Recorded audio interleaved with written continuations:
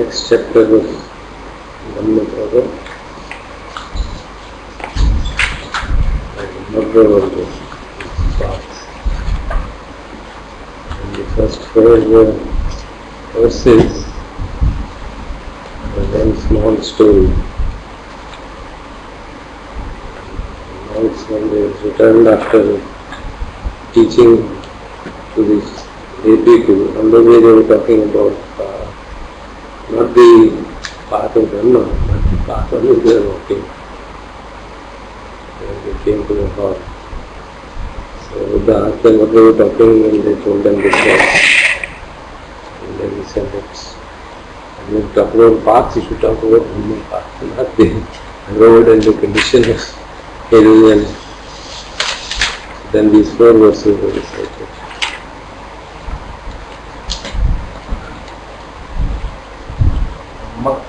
मकान को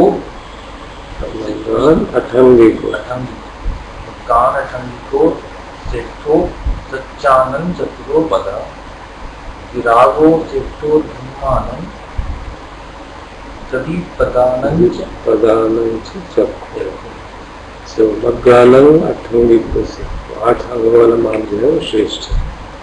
सच्चानंद चतुरो पदा, चार जो सत्य है उनमें, 4 जो सत्य है श्रेष्ठ।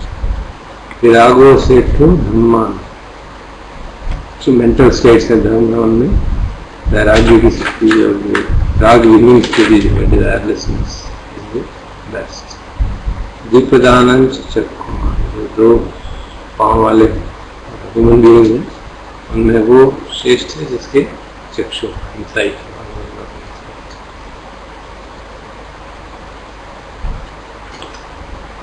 इसे मग्गो नथन्यो अन्य नहीं, कोई भी इस तरह का पाठ। नसस विसुद्धिया इतिंच तुम्हें पटी पजट मारस सेतम पमोहन। इसे मग्गो, दिस इज द पाथ, नथन्य, कोई दूसरा नहीं है। दसनस्य विशुद्धि, ये दर्शन की विशुद्धि कर देता है, इंसाइट डेवलप करें। एतन ही तुम ही पटिपज्य था, you should walk on this path. Mara setam vimoha, because this will deceive the Mara. Walking on this path, Mara will deceive. एतन ही तुम्हें पटिबन्ना दुख संतम करे सथ अखा तो वो मया मग्गो अन्याय सरल संथनम। तुम्हें पटिबन्ना, having walking on this path, दुख से अंतम करिष्यथा, दुख का अंत करो, हो जाएगा, होगा।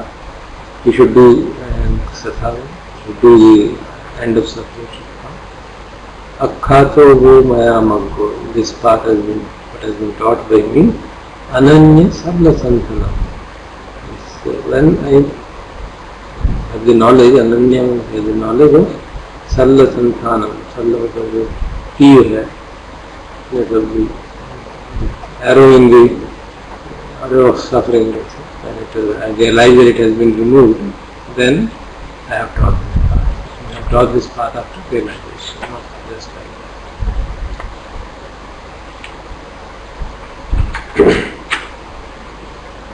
तुम ही किच्चा मतापतम किच्चा अत्तापम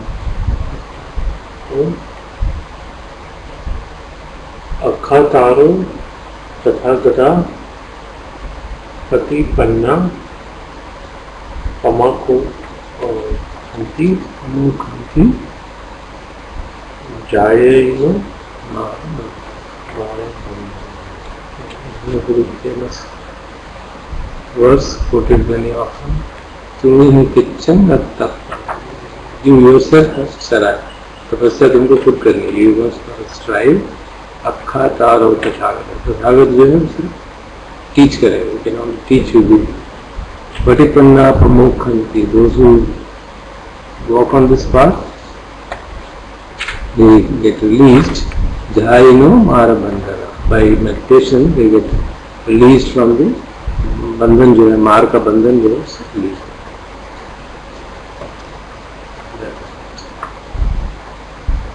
ये मारा है.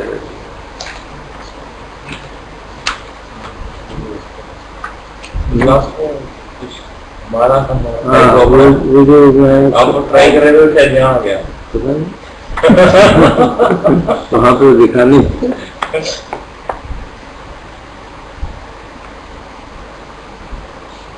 Sometimes the word behaves autonomously.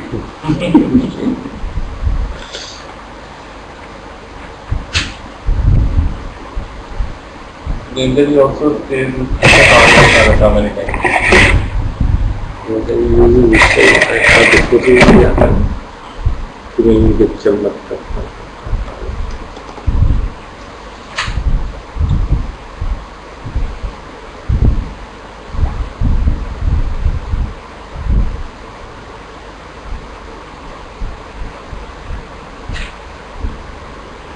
Seventh, sixth chapter. Sixth was covered this.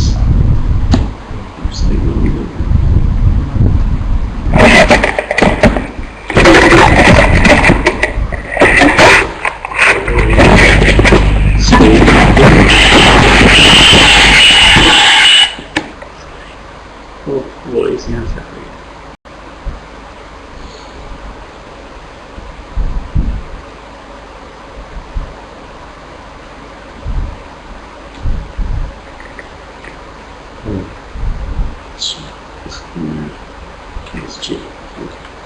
So could I restart the seventh one just for context?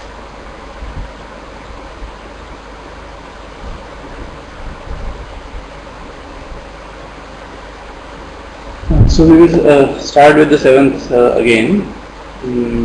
Seventh is uncertainty.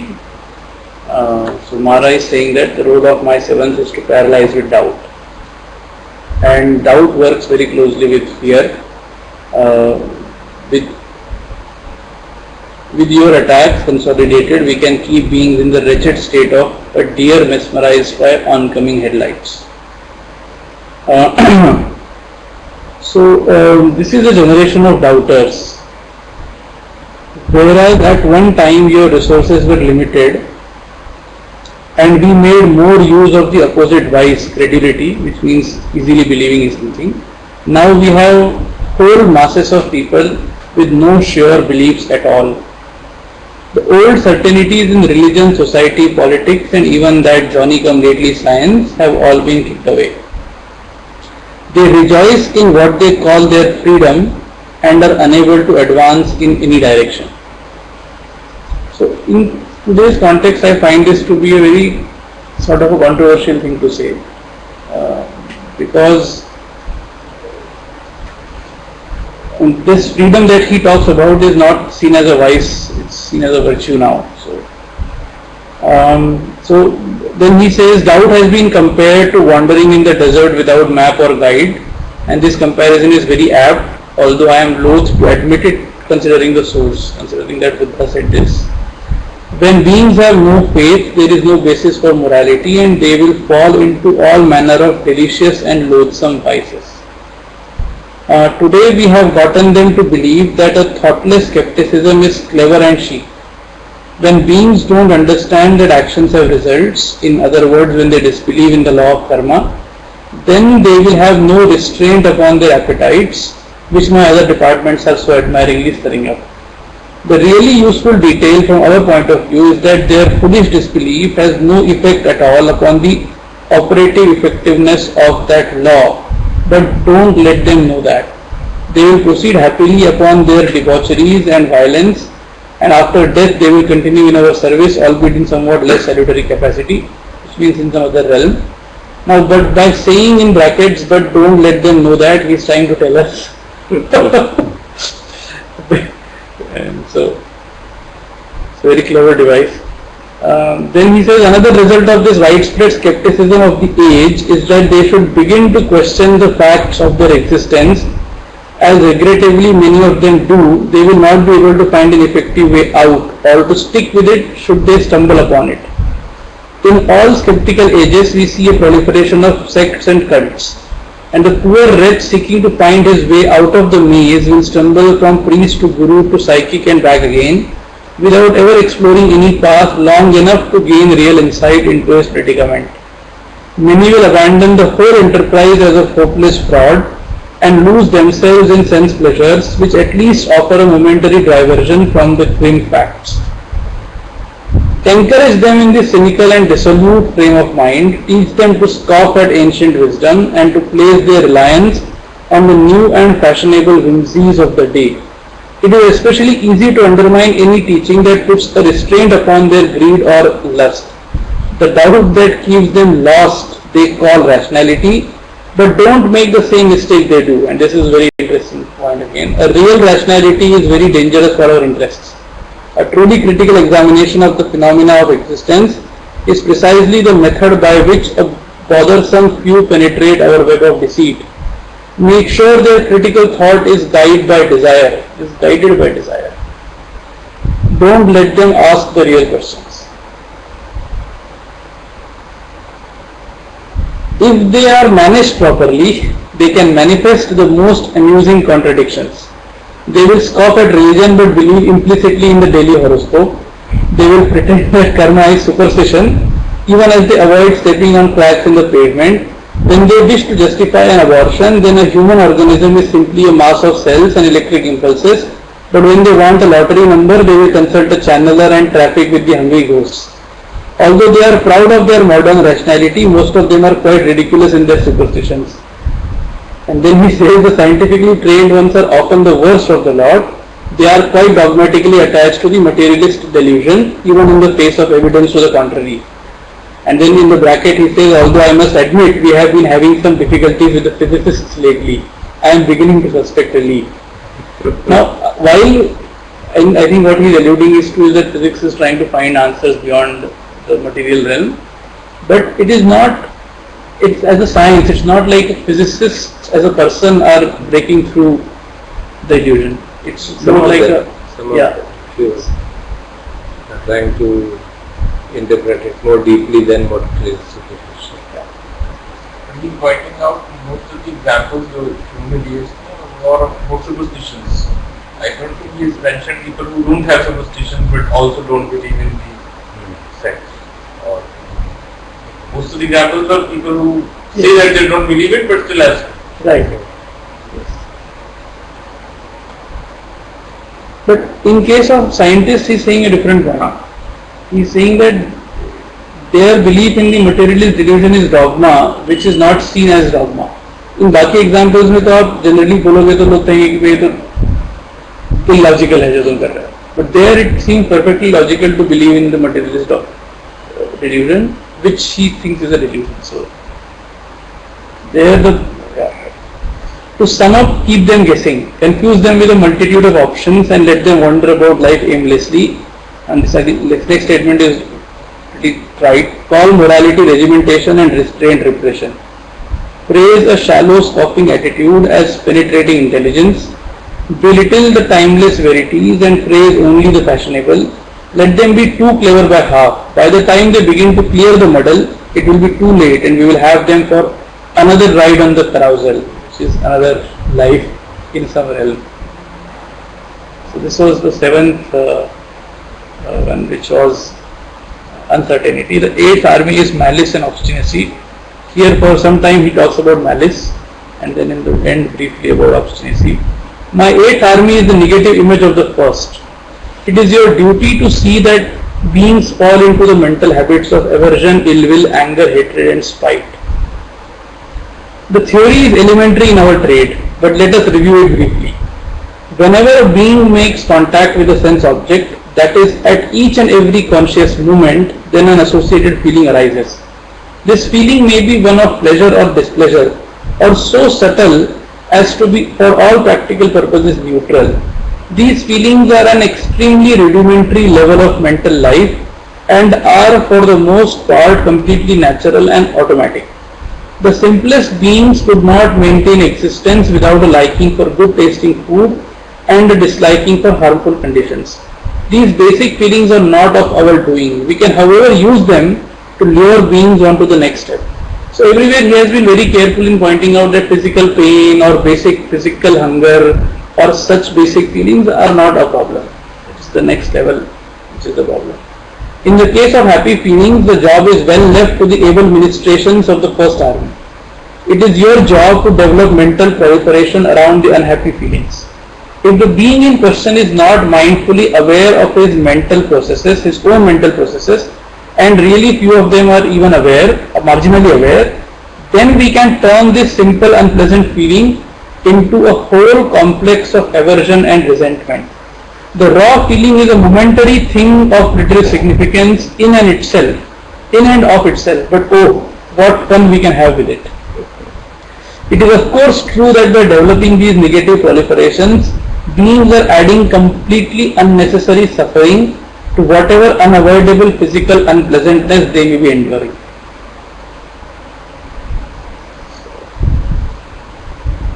A being is In a way, he is teaching us. yes, of course, this whole thing is teaching, but in a negative, different way. So a being who is engrossed in unhappiness or anger is unable to see things clearly. They cannot see their true situation and they cannot begin to work out the escape. There are many tricks we can use to encourage them in their delusions. One of the most amusing is righteous anger. Feed the negative mental proliferation by justifying it. He hurt me, he robbed me, he threw me down and beat me. This has the added twist of building up the ego image. We have made some excellent progress in this area lately. Their popular psychology now praises the empowering aspect of such anger. Let it remain our little secret. Just who is empowered by this method? So the I is empowered or ego is empowered. He's saying Mara is empowered. Yeah, Mara is also yes. A related syndrome is to encourage a victimized feeling. Poor me is the marvelous way to entrench the concept me. All types of ill will work by causing the being to understand the universe in reference to her own arbitrary ego position. They cannot begin to see clearly so long as they operate from such an assumption. In one of these studies, recent psychological thing has started to Help us. Because the Anger to justifying anger. empowering anger. Visible that psychology has started to justify. In some, there are quite a few people who, not only psychologists, quite a few teachers justify it in a righteous anger, especially that unless you have that, how will you change the situation? How will the world change if people don't get upset at things which are not at the injustices and deprivations in the society? So, for people who are feeling that they are victimized, there is a tendency to believe that this kind of anger is empowering. So rather than Justified. it's justified. Not only मेरे साथ क्या हो रहा है कि जगह मैं कुछ करूँगा, तो it's the opposite end. बहुत सारा I've seen many of our social service people Yes. motivated by this. yes, anger at this situation and anger at the circumstances.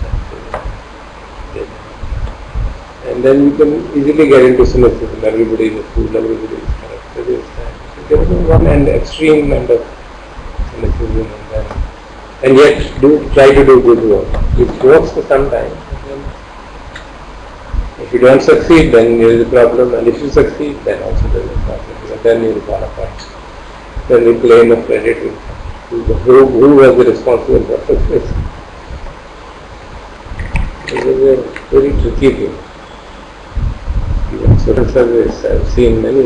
हमारे IIT दिल्ली के campus के कई लोग हमारे students के colleagues ventured out and set up NGOs. Many of them got success and then fell apart. Some did not. Cynics.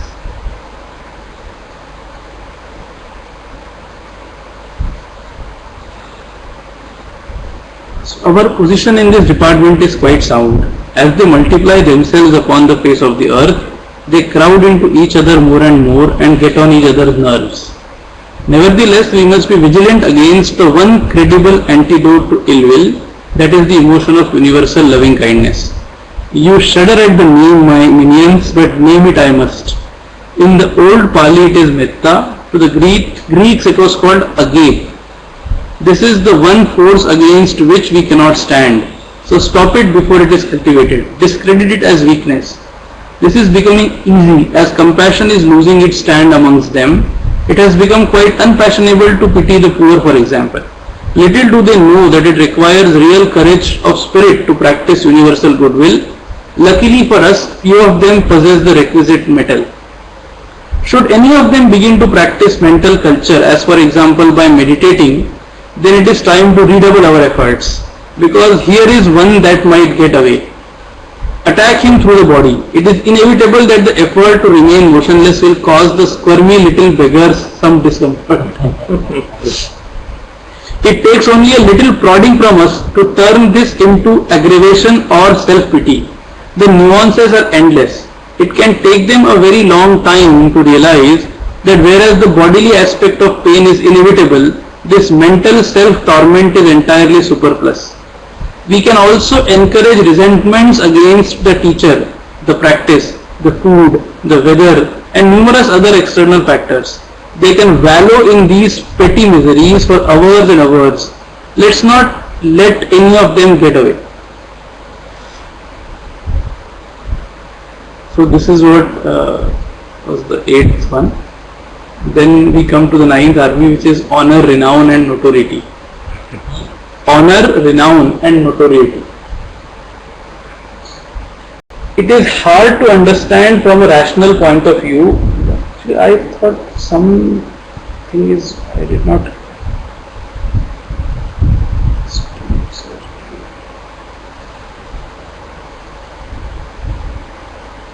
There is one page I missed. That's what I was thinking.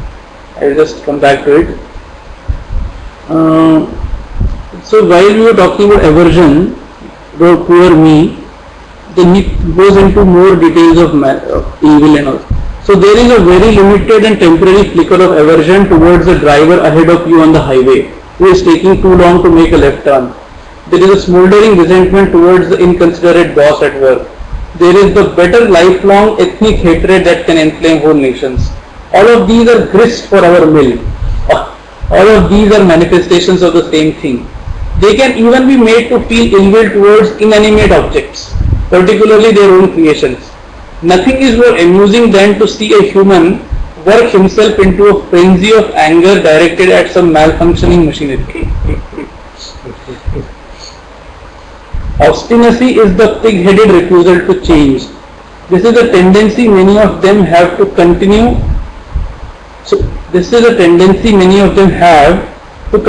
Throwing good money after bad, in a manner of speaking. Once having invested some emotional energy in a grudge, it seems a defeat to let it go.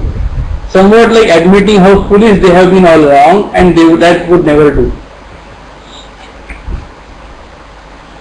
Anger against machinery is interesting. Sir हमारे यहाँ रोज होता है Adobe में। आपके कौन सी machinery? नहीं, software को भी आप उस तरह से ले सकते हैं, तो कुछ प्रॉब्लम सॉल्व नहीं हो रही है। मैकेनिकल में तो ये रहता है कि मशीन नहीं चली तो उसको जरा थोड़ा मार चल जाएगी। इंजन नहीं चल रहा, कुछ नहीं चल रहा, कंप्रेसर नहीं रहा, either you pat it or you hit it, then it will work. बच्चों ने भी सीख लिया है, रिमोट नहीं चल रहा तो पहले बच्चे इसको ऐसे करते हैं। तो बैटरी को ऐसा ऐसा करो थोड़ा सा, तो थोड़ी सी चलती है, और सिलेंडर को थोड़ा ऐसे ऐसे करो तो थोड़ी बार भी चलता है। स्कूटर को थोड़ा झुकाओ तो थोड़ी देर बाद। As long as it is done peacefully. Then we covered this mental culture and meditation. So the ninth one is honor, renown and notoriety. It is hard to understand from a rational point of view why humans crave fame. It seems to destroy so many of the most gifted amongst them. The pathological inflation of the ego illusion becomes too much for the merely mortal shell, and yet crave it they do. We should be clear as to the psychological basis of this syndrome. The ego illusion is very dual to them. Nevertheless, since it is in reality a mere phantasm, it is in fact quite hard to maintain and generally requires a tremendous investment of energy. Energy that, needless to say, is not available for anything useful. If this insubstantial ego can be pumped up with external sources of energy, as the adulation of the crowd, then it can be experienced as a net gain. Of course, it is all still illusory and very dangerous to the individual, but it is very intoxicating. Our resources in this department have been quite limited until quite recently. In antiquity, fame generally meant being well known amongst the inhabitants of our one's own city-state. Although we could do a bit better with the occasional emperor or whatnot. Now, however, the stakes are much higher. With the invention of technology to transmit images from place to place, it has become possible for one's individual features to be globally recognizable. Together with the technological possibility, there has arisen a powerful cult of celebrity. The masses seek to improve their dreary existence by living vicariously through their idols. This is a marvelous system of mutual self-destruction. समझ में नहीं आया ये celebrity का मतलब क्या होता है इसको। हर अखबार में पेज लगा रहेगा, एक पूरा सप्लीमेंट आता है, क्या हो रहा है, क्या कर रहे हैं सिनेमा वाले, वो क्या कर रहे हैं, वो interested industry if we thrive on just when they advertise for a product you can understand, but this is also when they are going for a party. No, this is also advertising for the product. So that person is a product. You will keep advertising it so that when they come in a TV serial or a movie, you will whatever look up to it. ये भी लगता है क्या करता है, इसने चाय P, इसने किया, remaining in the news and getting a mind share of the people. Right? If you are not, then you become obsolete in that industry. That is the Right. You have to remain in their mind so that when they know your next movie is coming, they will come and watch it. Right. So does it really matter? Does it really matter? When we were children, we also were exposed to all this. And when we are film, we know if this actor is there, then it's likely to be good. When there used to be films that bond a lot, things have changed now. Changed a lot. About उस समय इतना advertisement होता नहीं. Actually, things that were trying to get your mind share were fairly less. Now there is a huge competition among everybody trying to get your mind share. So the signal has to be louder and has to be always there. So quality, quantity दोनों, they are at it always. But ये है जैसे इसका भी आप device देखें जो use हुआ है इसमें कि नेगेटिव करने से वो ज्यादा चल जाता है कि अच्छा ये मारा कि कोई कॉन्स्पिरेसी हमारे गए सबको समझना पड़ेगा क्या है, तो वो उल्टा करके बता रहा था कि मैं ऐसे ही मूवीज में there are quite often instances where a negative news will be spread and the movie becomes more successful. जैसे अगर कहीं पे बैन हो गया एक्सपेक्ट, तो movie will do very well कि इसमें क्या था जो बैन हो गया, लोग ये देखने जाएंगे। या कोई ह्यूमर स्प्रेड कर देंगे अबाउट द हीरो और द हीरोइन और बोथ, तो लोगों को इंटरेस्ट आ जाता है। Somehow this works for many movies. Advertising strategy. Yeah, it's advertising without explicit advertising. I think that is what works. Advertising from news channels. This is PR. Yeah. And वो इस subliminal level पे काम करता है कि आपको पता भी नहीं चलता, मतलब अब जिनको ये मालूम है सब उनको पता चलता है. Most people are unsuspecting. Fame and honor is a terrible trap. So this is a marvelous system of mutual self-destruction. The common TV addicts are able to escape having a real life of their own, instead remaining trapped in an ersatz astral plane existence. So ersatz is something which is not true, some fictitious sort of astral plane existence, and astral plane को इसमें बिल्कुल अलग ही meaning they the. So futile and pathetic, but well suited to our purposes. And in the not so long term, they end up by turning on and devouring the former objects of their worship. We win both ways. Of course, this level of pain is necessarily restricted to the few, but we still have the older antique type of pain that can ensnare many more. This is the desire which can be inflated to a positive obsession to be well known and well regarded in one's own petty sphere. This is a simple way of stoking the fires of ego. As long as they are concerned about their reputations at work, amongst their friends and associates, then they are still trapped in the idea of themselves as real entities. When Joe hears that everyone says Joe is the best diesel mechanic in the plant, then Joe is reassured of the reality of the concept Joe the diesel mechanic. It works just as well if everyone says Joe is the sloppiest excuse for a mechanic we have ever seen. So in both cases, Joe. Mafia also works in the same. Yes. Exactly. Right. पहले मुझे समझ नहीं आता था कि ये बहुत सारे सोशलाइट्स और एक्ट्रेसेस या मॉडल्स, इनको ये भाई लोग कैसे पसंद आ जाते हैं. There are the so many of the stories, but ये वो पावर वाला phenomena. I mean some may be force or whatever, but lot of times it is because power is very attractive, this kind of pain. Generally, they define themselves according to the way in which others see them. This is the persona, the public mask. Becoming obsessed with putting on a good front, they can eventually fool themselves and lose track of who they really are. As long as they are looking out, they are not within, and the outward direction is our territory. Further, praise and blame are yet another potent source of pleasure and pain. Let me reiterate that these are the carrot and stick by which we drive the donkeys down the garden path. It hardly seems to matter that the objects here are such ephemeral ones. The drive for recognition is a powerful source of craving and stimulates the process of becoming quite as well as more substantial rewards. Praise and blame are called worldly winds. They are among our most useful tricks. The fact that they are utterly void of substance is amusing to us, but unapparent to them. Keep these winds gusting, they can blow beings round and round samsara for a long, long time.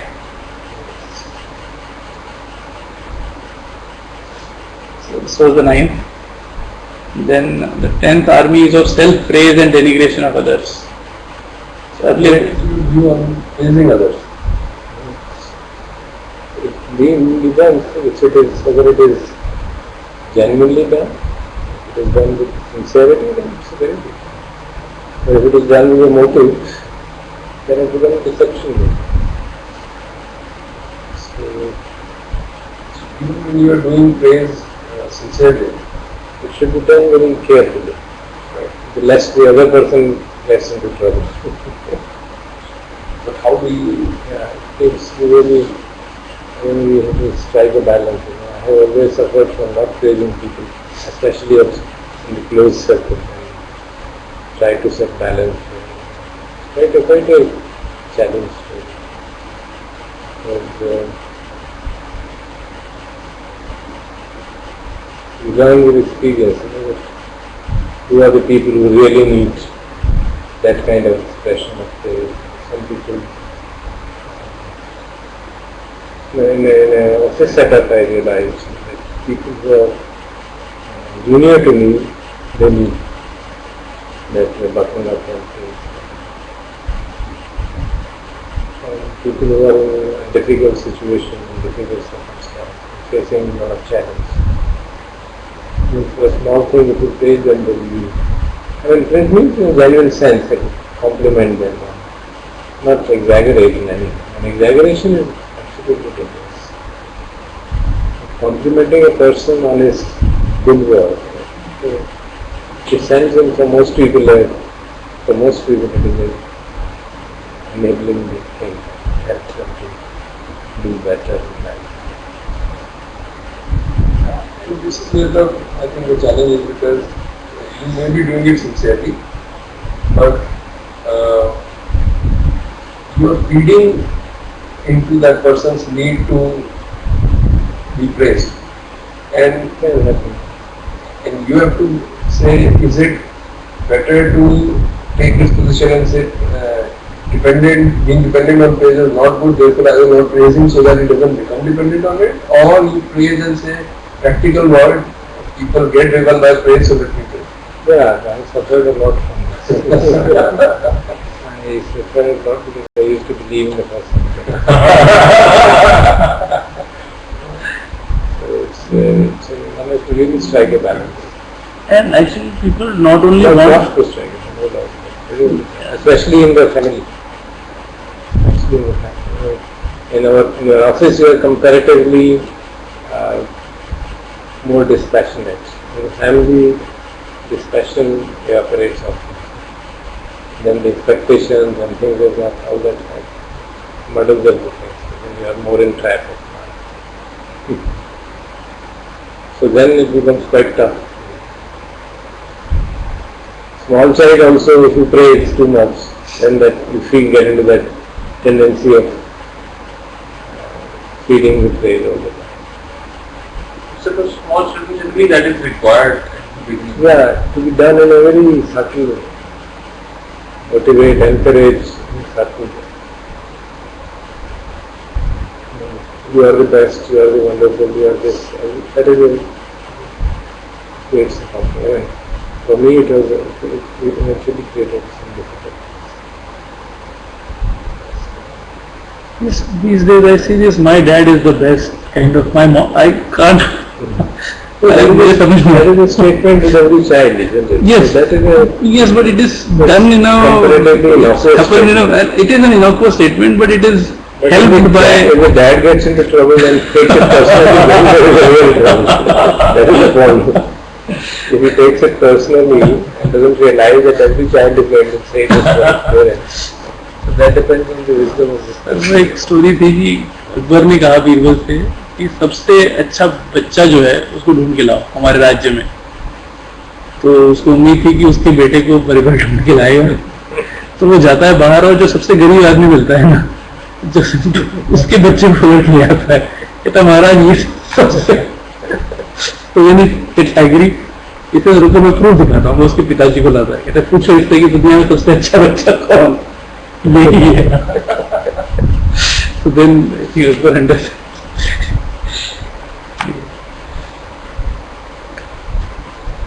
Criticism is even more difficult. Praising से ज़्यादा difficult criticism है. But this praise in office scenario also has another angle. There is praise and there is praise in view of other, not in view of. Praise in public. Praise which is made known to other people. So there are some people who are driven by they being praised in public. So then this question of whether you are feeding the ego or whatever becomes even more relevant. It's like if you are that is the driver, then what to do? Maybe I used to strike a balance in saying that if I have to praise a person, praising is absolute, imperfect, Okay. but not in its purpose. So it works well for some time, sometimes it will get into misunderstanding. It's a very tricky thing, really very tricky. It depends entirely on the relationship and the nature of the other person, to what extent you are able to gauge it. Right? Also, most of the modern management techniques, they seem to, I mean, they will always be careful to say it should be genuine, it should not be artificial, but they encourage you to be more generous with praise, and they encourage you to be more perfect. They themselves, when they conduct a workshop, I've seen it, they praise you to skies. You may not even understand what they're saying. That is their trick. So that leads to these kind of, almost this is like a philosophical and cultural clash. And I think the greatest example in our country of destructive influence of praise is the Congress party. It's destroyed it totally. Just by praise, which borders on psychopathy. Not modern, sir. It is psychopathy. It doesn't model that. It probably is. Yeah. There was a strong believer of that. Let's see about that. I think it is true. It's true. Because the way they talk about them is absolutely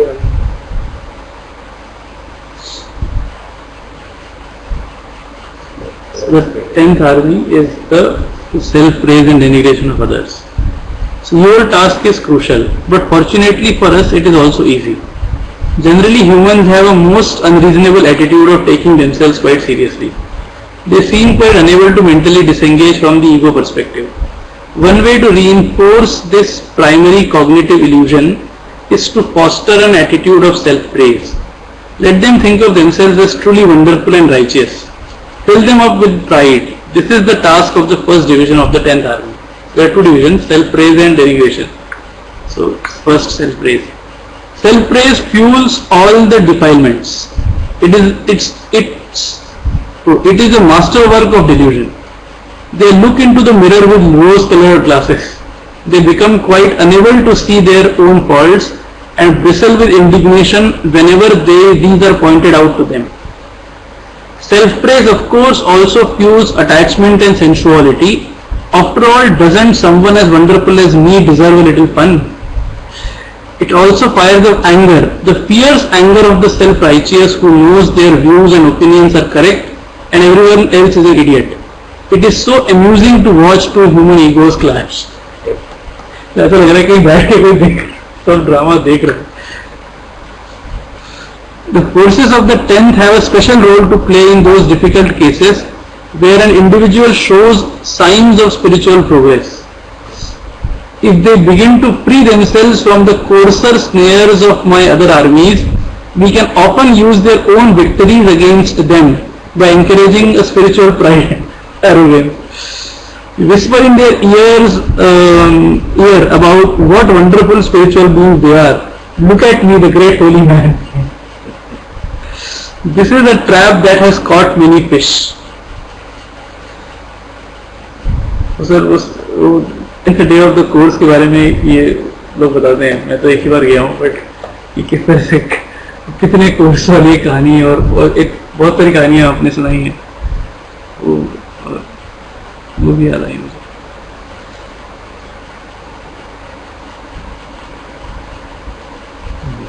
Silesh is saying that doesn't praising raise the person's ego? Is it not a disservice? It depends. I don't know what Yeah, I think it's an word old. is. Yeah. However, you should be aware that there will also be a large number of them that have a very negative self-image. If handled properly, this should cause no concern. Negative or positive, a self-image is a self-image, and it is the fundamental perceptual hallucination of a self-perspective that keeps them in bondage.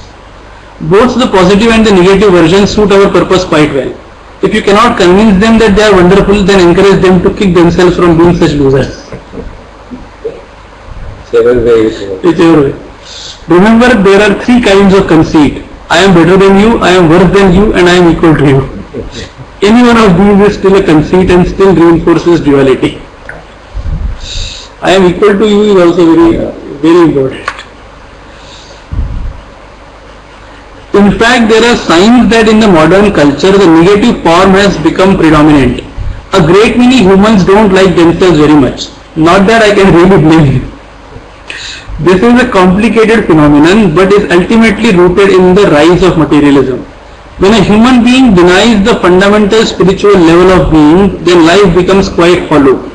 Don't let them guess that this is the problem. Encourage them instead in the opinion that they are, as individuals, inadequate. The postmodern environment is quite promising for this tendency. Since the Industrial Revolution, they have been seeking to create a materialist paradise with their machines, and now their own inventions are rendering them redundant by the million. The second division of the 10th Army has the job of promoting the denigration of others. This is the complement of self-praise. Many are the beings who will seek to puff themselves up by pulling others down. They don't care that this is an illogical practice. Never mind that it always makes matters worse. They still do it. It is far easier to criticize someone else's defilements than to work on your own. You have many weapons and tactics. Scolding, gossip, judgment, and so forth. You are a primary vehicle for the stirring up of ill will and conflict. It has often been noted that the defects people are most ready to criticize are precisely the ones they themselves are infected with. It is really quite amusing to watch, but they almost never see it when they are caught up in it. All forms of denigration of others are based on a delusion of self-righteousness. But don't forget the nastier forms of criticism. Vicious personal attacks can ruin a person's life, but even more destructive is the form called prejudice, where the hostility is based on non-personal criteria like language or skin color. As absurd as it may sound to a rational being, humans can get so worked up over these stupidities that whole nations can be plunged into the chaos of war. War, of course, is an activity to be encouraged, as it is a great devourer of all spiritual values. तो कोई ऐसे सुनेगा ना बिना context के बैठ के क्या बातें कर रहे हैं. सिलेक्टिवली अगर कोई कोटे रिकॉर्ड तो हो ही रहा है. तुम्हारा नाम आएगा. God has to be encouraged. अगर उसको एडिट करके उतना पोर्शन डाल दे. बिल्कुल सर, इसीलिए तुरंत मैंने ये सेंटेंस कहा ताकि उतना ही एडिट अगर हो तो ही गड़बड़ हो. बट अगर मैं रीडिंग इट मैं कह रहा हूँ क्या पढ़.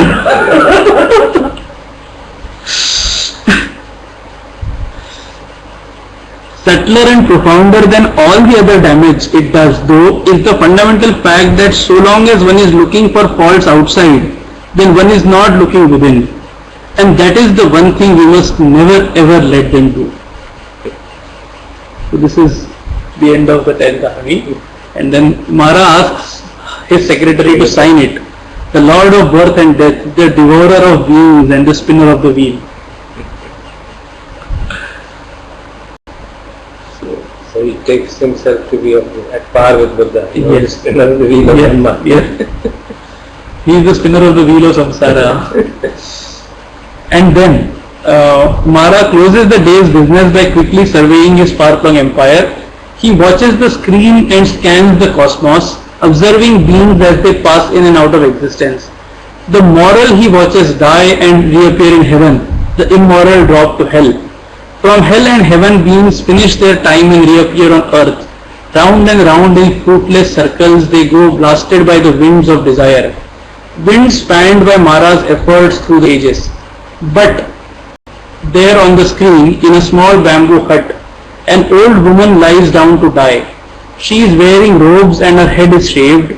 With quiet dignity she stretches her frail body on the thin woven mat, lying on her right side. Mara watches with distaste. He knows and fears what is coming, but cannot look away. It is as painful and as compulsive as probing a rotten tooth with your tongue. Metaphors. The nun quietly and peacefully expires, and the screen flickers. The automatic searches all existence and comes back with the dreaded error message, being not found. And finally, so Mara has been busily at work for millennia, but Mara too is caught in his own web. As he relaxes now with the day's tasks done, he pulls a comb from his vest pocket. The elegant demon god combs his shiny black hair reflectively, vanity of course being one of his vices. After a few minutes he glances at the platinum and tiner bone comb, and his eyes narrow, his breath stops, and he gets a sick feeling in the pit of his stomach. Among the black is one grey hair. So, that is the end of it. It's so Huh? ended. Yes, yes. And the last, and it's like saying He is also within this. yes, and it Even seems in there will be a Mara after this Vara kind of Otherwise, it seems that because he knows all the concepts. concepts, and then he could be. No, he will not. That is the. He is also within the same trap. Yes. There is this story of Indra building a palace and ants up. But Indra is building a big palace after his some victory on some demon, and somebody कोई जाके वो ब्रह्मा को बताता है कि इसको बहुत घमंड हो गया है, कुछ करो.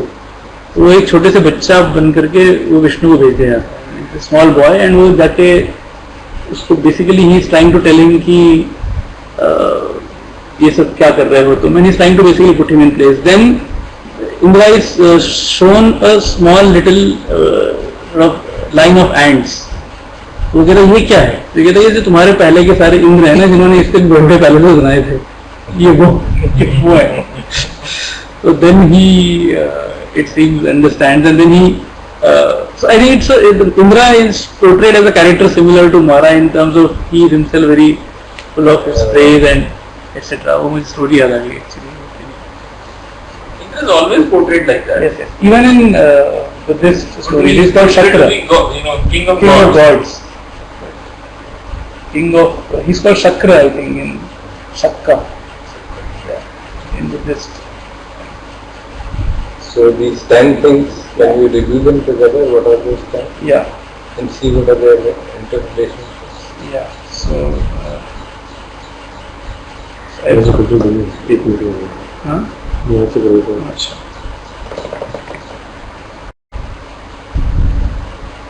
शुरू में आपने शायद प्रश्न लिखे थे ना? वो हाँ वो लिखे थे वो उस ट्रांसलेशन की फॉर्म में.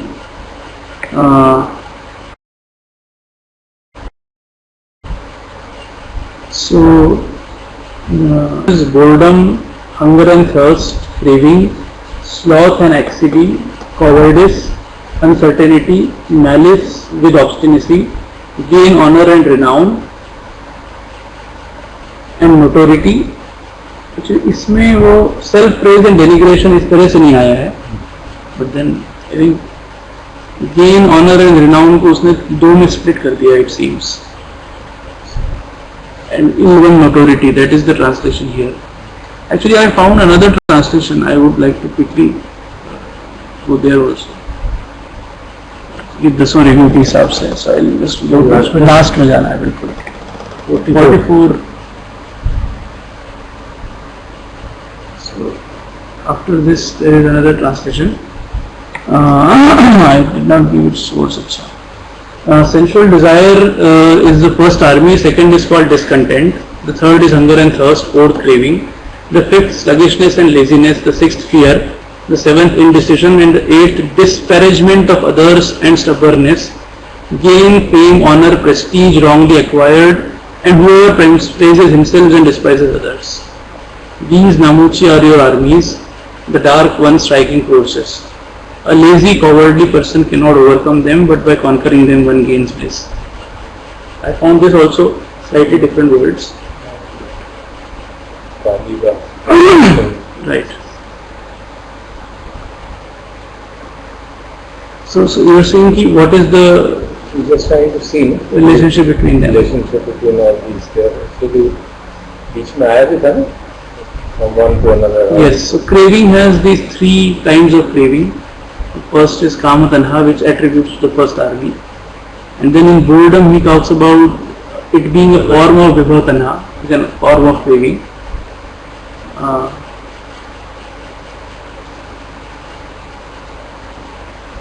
That is hunger and thirst. Hunger and thirst.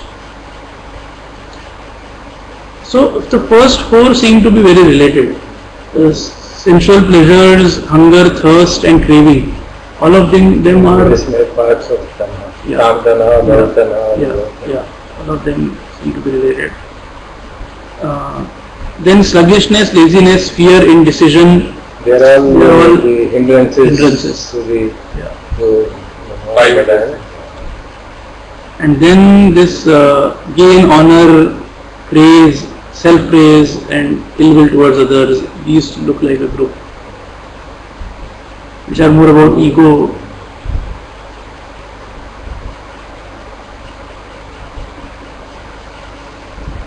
hindrances में ये सब तो आते हैं ना, craving, sluggishness, laziness, indecision, doubt भी है, that is also Yeah.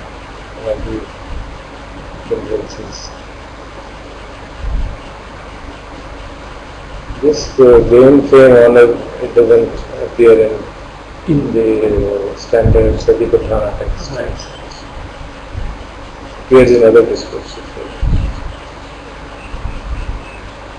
Probably it is seen to be more relevant to lay people than to monks. I don't know.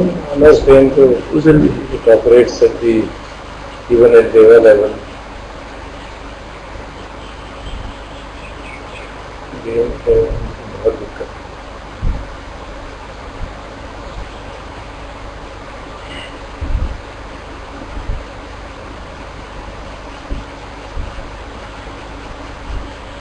Good. So that's the end of it.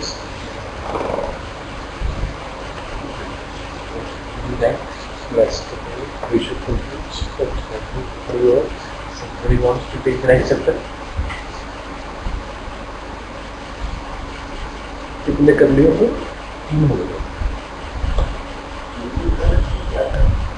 Like tea or cold? Any? What did you prefer? चाय पीछे जा रही है तो फिर anything is not चाय. No choice. No choice. Really? चलो green tea पिला दो सर.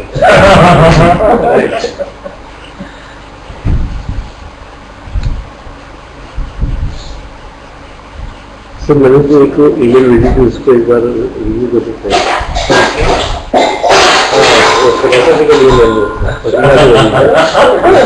तुम याद है हमारे खरीद मेरे लिया है परमिशन डालो. तो ये फिलोसफिकल ईमेल उसने अपने हॉलिडे में भेजी थी. वहाँ बैठ के शिमला में बैठ के कुछ पहाड़ देखते हुए. ज़्यादा क्लैरिटी है. रात को नींद नहीं आ रही थी तो लिखने बैठा पता नहीं क्या क्या लिख दिया. कह रहे हैं तो दवा भी नहीं लिखते और भेज दिया. हाँ. हमारा एक कैजुअल था मनीष कुमार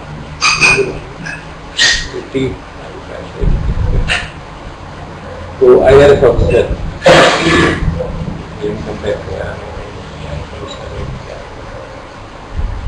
उसका वो था कि जब उनकी वो होती है ना 25 years ऑफ सिल्वर जुबली अब वो मिला था. He was asking many questions. He was asking management and etc. Asking what should be the aim of my life. Question के basis में मुझे that is what you should try to find. Not ask me. So I got a mail. I mean those Facebook से connection हो गया उससे दोबारा. So he sent me a mail. आपने तब मुझे कहा था कि 2-3 साल पहले and I found out funds. Okay, what is it? I am working towards creating a boundaryless world. Boundaryless world. We set up some place in Uttarakhand where some people meet and discuss whether conflict in society is going to be boundaries and this and that. So, I was impressed by that statement and words. लिखा था.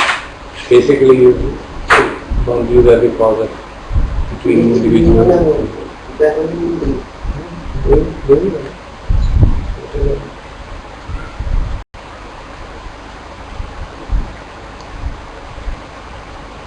where we are now, going to a boundaryless world is very difficult. Yeah. But we can create, at least here we can create a boundaryless world. Even within our family we have boundaries. Inside, I think that the main idea of boundary means basically having that, not getting confined in anything. Basically, if you interpret it properly. So most of the times it is interpreted very different. If you interpret it in the political sense of European Union and all that, you get into other nitty-gritty. That also is okay, and there is some merit in that also. But then you get into other nitty-gritty of it. So one big difference between this kind of philosophy or whatever word to use and the current ongoing discourse is that when you talk about things like boundaryless world or talk about justice and etc., there is this idea of equality which is fundamentally different in the two systems. When we talk about equality in the modern sense, it seems that everybody should be, when they say everybody should be equal, it should be equal, there should be equality in terms of equality of opportunity or equality in terms of justice as in law system, all that is understood. But beyond that there cannot be equality in the sense that in this system we talk about every person being different and every person being with his own sankharas, on the path somewhere. So that enforcing a sort of societal level of equality looks very different from, it seems as if we fundamentally don't understand what human beings are when we talk of that equality. And I'm not talking about equality of opportunity or justice, that's all given. Yeah. So there is a disconnect which causes a lot of, so people set up ideals saying सब equal होना चाहिए, Feminist ideal and उसके बाद feminism की problem. बहुत गड़बड़ हो जाती है. So Aristotle की if you read Plato was surprising to say, it's against democracy. Because Athens had democracy, and in the democracy they pronounced judgment of Socrates. So he had developed a distaste for it. And so he's written a critique of democracy, and if you read it, you find it's exactly what how democracy can be taken for right. Somewhere available on हाँ, जैसे आपने कहा ना, he uses some term, I exactly remember, that the worst form of injustice in the society is there when you make unequal people equal. Something of that kind is written, which in modern times is often criticized for being. But if you read his context, you read the Republic full, without, context से निकाल लोगे तो फिर तो हो जाएगा. जैसे आपने कहा ना, आपको पकड़ा जा सकता है. बिल्कुल वैसी उसकी स्टेटमेंट है, वेरी पावरफुल स्टेटमेंट्स. आपने पढ़े ना कोई लेटर डायलॉग्स? मैंने नहीं, एक्सर्प्ट्स पढ़े हैं मैंने कहीं. You read 104 of them. It's absolutely amazed at me. There's one dialogue called Apology. I think you should read that. Those who are feeling for the country should read it. It's amazing. It's the situation of when Socrates is sentenced to death, and then his friends come and all these people, they request him to pay apology on the cat. And then they convince him, because he used to believe in arguments and intellects, they convince him. It is better that you live than you die. But he is not able to understand how does it matter. So then they explain to him कि तुम्हारा जिंदा रहना society के लिए, समाज के लिए अच्छा होगा. And he goes and gives an apology. And that apology is more of a critique of the whole world than his apology. So सब देखते हो क्या apology दिया. You read it and you can, absolutely overwhelmed. It's really There are dialogue with Plato. So there, at his some of his disciples are very powerful, influential people. And they organize his jailbreak. So they tell him कि हमने सबको drive कर दिया है, but you agree and come out with us, and then we'll go to some other country. If it's छोड़ के दूसरे साथ में चलेंगे. And he's gives them a discourse on what does it mean to be a law-abiding citizen.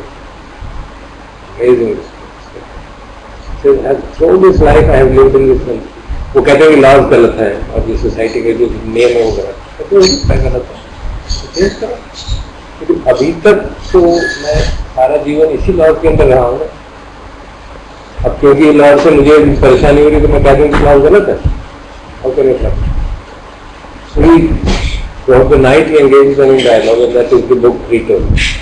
Then they are the मानने वाला, और वो खुद चेंज हो जाते हैं कि नहीं, we should respect the law of the land in which we have grown, and if we feel it is wrong, it should be changed, not broken.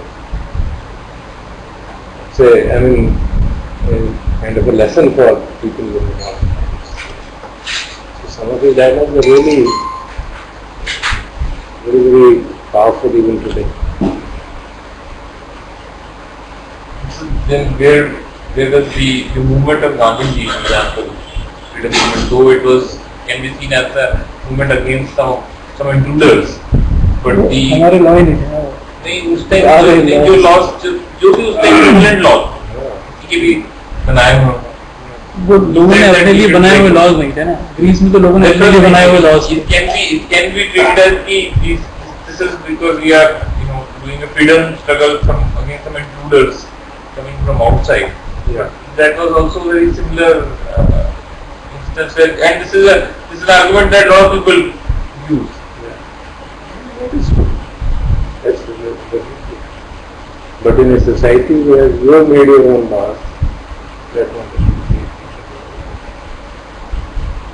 We have made our own laws, we have made only change. And then indirectly, you can't say I have made it personally, but through my elected representatives. So if there is a deficiency, I should change them. Or change the law so that the deficiencies are progressively removed. But sir, the situation has become much more complex than it was 2600 years ago. Because the complexities have increased. The sheer number of people have increased, that makes it more complex. Yes. So it's Anyway, आपका question रह गया कुछ over the dialogue. मिल गया आपको mail? नहीं हुई. Question आपको मैंने पढ़ा था उसको एक दो बार. Question needed clarification.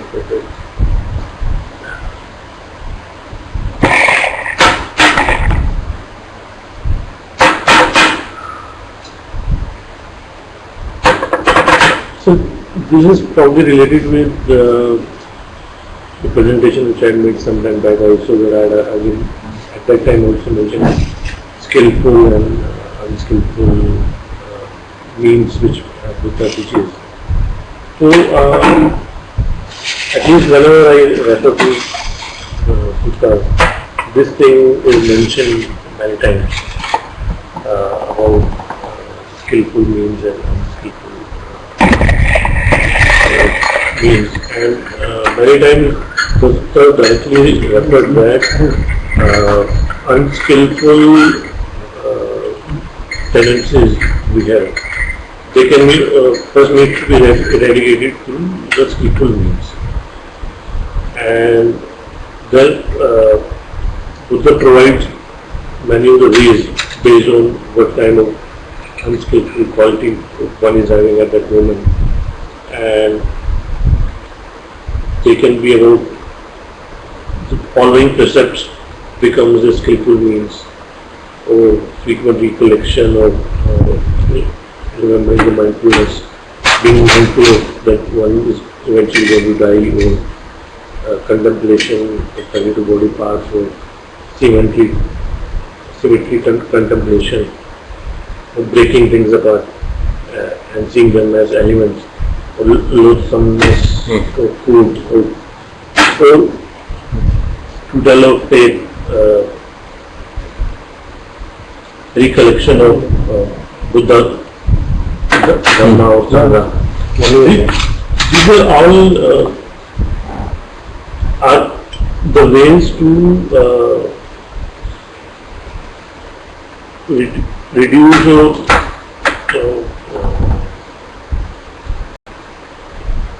basically finish your unskillful tendencies. Or and the sense which I got about was that Buddha talks about dhyana meditation. Buddha talks about these dhyana meditations. So as it appears that in the first dhyana happens when these unskillful things are reduced to a large extent, and without that probably the first dhyana won't happen.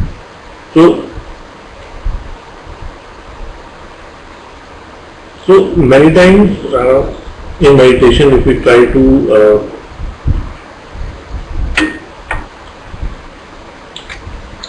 do meditation like just be aware of things, and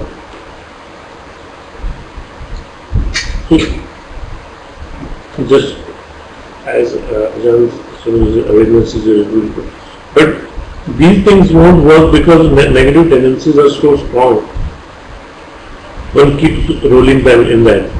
So unless one has to a large extent become more calm and negative tendencies are reduced, the next step cannot happen. And probably in Vipassana also, what happens is that we keep thinking that the more sitting meditation we do, the more negative tendencies will go away. But opposite can be true. My understanding is that if we have less of negative tendencies, then when you do probably sitting meditation, it will progress to the next level. Not saying that sitting meditation not to be done, but the whole meditation experience will go to the next level when one has these tendencies are buttoned down or reduced to a next. And yesterday I was randomly reading some sutta. It is Samanna Mudrika Sutta, MN 78. So in that also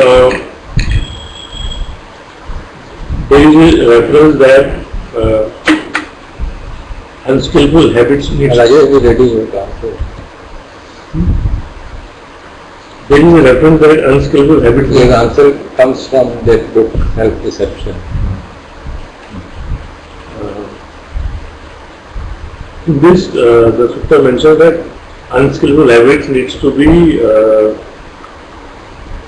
corrected by cultivating the skillful. But in the next paragraph, he says that skillful habits now needs to be also transcended and cultivated. But if these are then these two steps in the order. If one is still having unskillful habits, saying that skillful habits should also be left behind, that is probably not right. But like, Can I just, in our discussions I think we have discussed it quite often, in our, especially in the paradox of the path. progress versus. And the paradox itself inherent in the teachings of the Buddha. आप कुछ कह रहे थे? मैं ये कह रहा कि ऑफलाइन डिस्कशन में ये हमेशा आता है कि Deepak is of the view that there is a motion of progress. First you remove the unskillful, then you do this, then you do that. And Rajesh is generally of the view of the awareness wala view. So when you say there is progress, that is true, but not right. So this is what you were discussing regarding this meal. No, it depends. You see. That's why Nathan had once said, नए साधक आना चाहते हैं आपके discussion में, यहाँ पे आएंगे वो लोग ऐसे डिस्कशन करते हैं बिल्कुल कर्स यू एंड कर्स यू की क्या But if they are kind of open and committed, then slowly they will. So the reason was, why was the reason? This very thing, that the paradox inherent in Buddha's teachings. Because अगर आप एक सूत्र पढ़ेंगे तो उसमें तो वितर्क संघात सूत्र है, जो थॉट्स आते हैं अगर उनको कैसे रोका जाए, अगर थॉट्स बहुत उल्टे सीधे थॉट आ रहे हैं. So the last thing suggested is that when nothing works, अपनी जीभ को तालू पे लग लो और keep it tight and make sure that there is nothing of this kind to happen. That sounds so, like a Hatha yoga, unlike Buddha. But that's it. And on the other hand, there are suttas which say there is nothing to be done, just observe. So it all depends on the kind of situation one is placed in. The mind is getting too much wobbly and running around too much, then calm it down first. Without a reasonable degree of calm, you will not be able to really penetrate into the thing. But it does not mean that you just work for calm only and calm only. All the jhanas, Buddha says, they don't lead to insight. That's clear.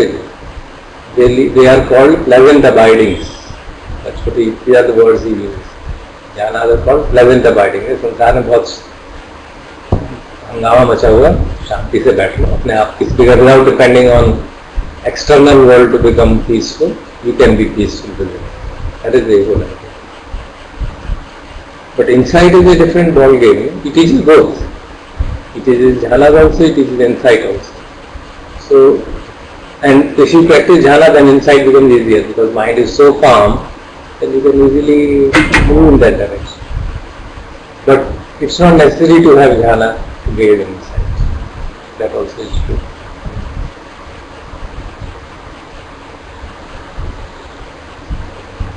So is it the case that Burmese tradition focuses more on the jhanas? No, ऐसा कुछ नहीं है. I don't know. अभी आपने अपने हाथ से चीज को सब करके तो मुझे तो देखिए वो कहते हैं ना जब अगर मन बिल्कुल ही बस में नहीं हो रहा है तो ये नहीं करते वो उससे तो आपका मन शांत खड़ा होगा. शांत करने की बात होना रोकना है, विचार भटक रहा है वो है वितर्क संकट का मतलब वितर्क बहुत ज्यादा चल रहा है, मन भटके जा रहा है भटके तो ये समझो कि